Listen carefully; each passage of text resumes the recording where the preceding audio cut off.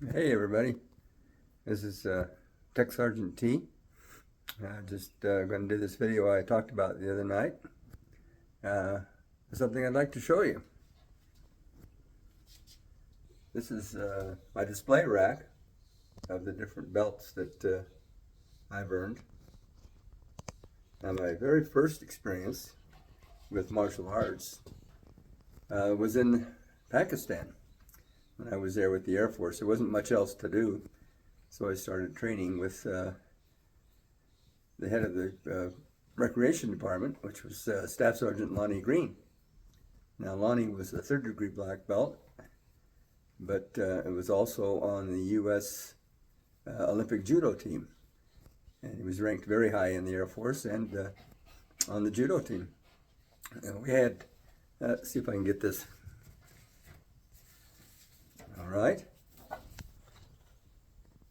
That's my certificate for 300 hours of training in judo and earning the rank of brown belt.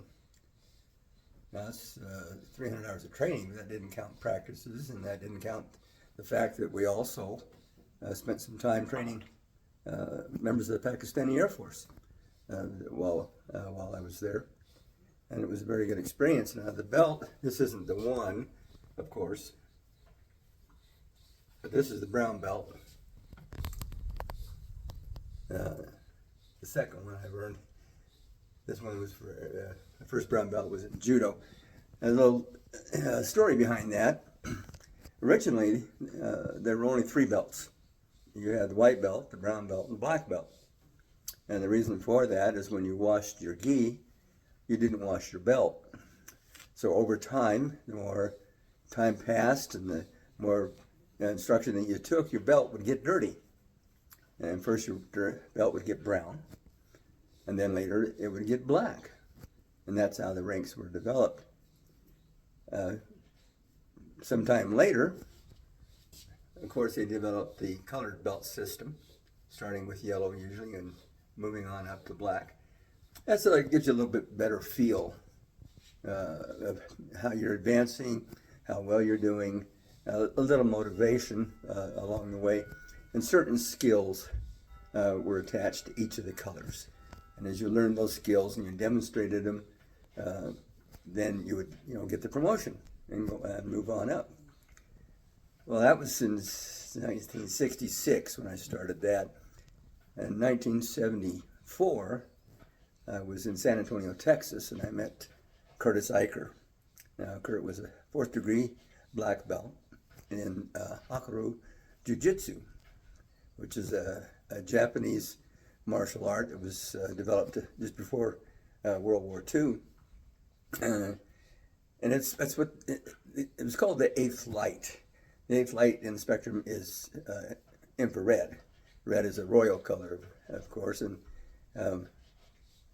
the infrared is special because you can't see it, so it's invisible, but it still affects you.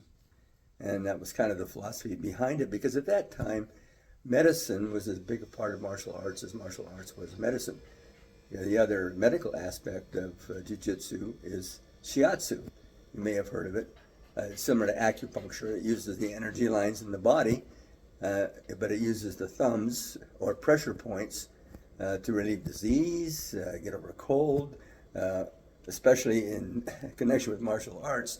It could be used to reduce bruising and strains and sprains of the joints. Jiu-jitsu is different. It's like jiu-jitsu. They're both grappling arts. There's only three martial arts: soft, hard, and grappling. The soft is judo and jiu-jitsu.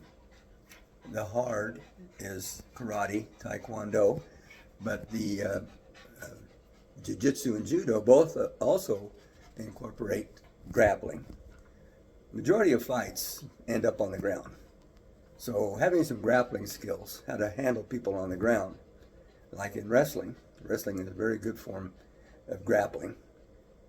Matter of fact, a lot of martial artists who do judo and jiu-jitsu also probably started out doing wrestling in high school, in this country anyway. So it's very helpful. Anything that is defensive, boxing is a martial art. Anything that doesn't use a weapon, even though some martial arts do incorporate weapons, the main thing, as they always say about karate, is empty hand.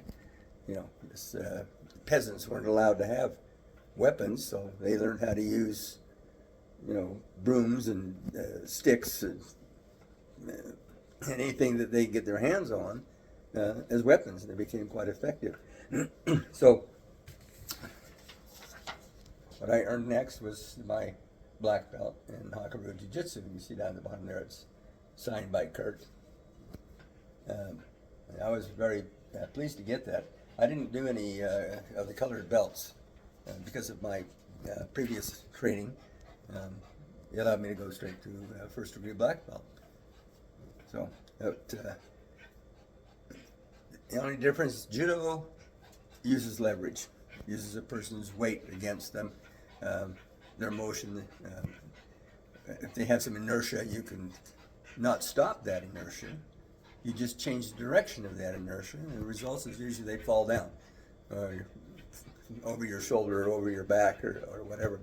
Jiu-Jitsu concentrates on the joints to control people with a great deal of pain, but without actually doing any physical damage. It works very much on the wrists and the shoulders and the elbows, and then tripping them up in conjunction with that. But you can hold on to a person by one hand, and basically, by inflicting a lot of pain, can direct them where they walk. You know, they can't even hit you. There's so much pain in that hand and arm that they can't even use the other one to hit you. So, judo was kind of an outgrowth of jiu-jitsu in an effort to be able to do the same kind of grappling without actually doing physical damage to somebody. Well, then I practiced those arts for quite a while, and I tried a couple of others. Kung Tao, which was a Philippine martial art that was a mixed martial arts. Used judo, jiu-jitsu, grappling, even some boxing. But it was really good. You've all heard of Brazilian jiu-jitsu, the Gracie brothers. And that's been around a while too. That's very physical jiu-jitsu. That's hand-to-hand combat basically when you train with Brazilian.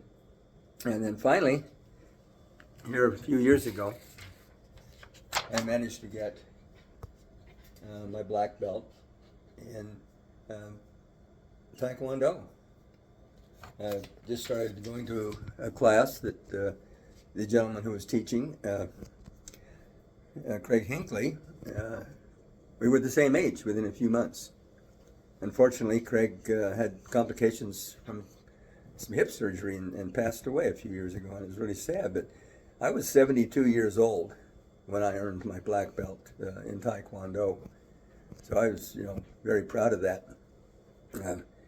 They were very patient with me.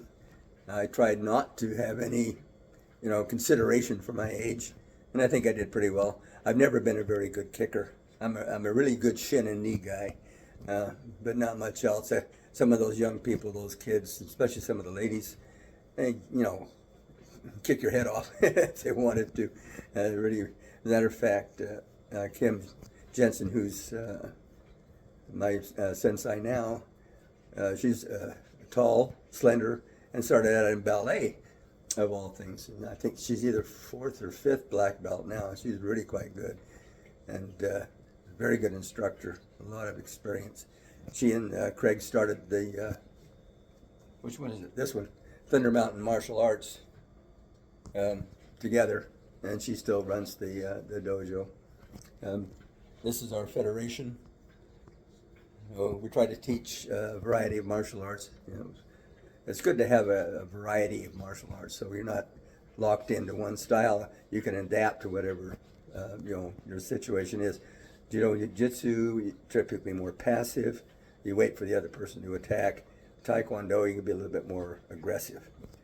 But I've enjoyed it now for 60 years, so it's a big part of my, just the way I move, the way I act. I've fallen off of ladders, I've fallen out of trees, and I've fallen on the ice and everything else and never gotten hurt. Because the very first thing I learned how to do in judo was how to fall. and how to not, damage any limbs or hands or heads. So it's been very helpful to be able to have those skills. I hope to keep training, hoping this spring to start working on my second degree, black belt, in Taekwondo. And hopefully it'll go well, and here in a few months I'll have another discussion on martial arts and where I'm at in it. But it's something that builds discipline, it builds confidence, and like I said, some of the physical training I think helps keep you from some bodily harm to yourself, especially when you get older. Trips and falls become a big part of being old, I've been told.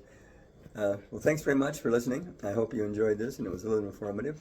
If you have some comments to make, please do. I'd be glad to answer them. And you guys all have a good day. Talk to you later.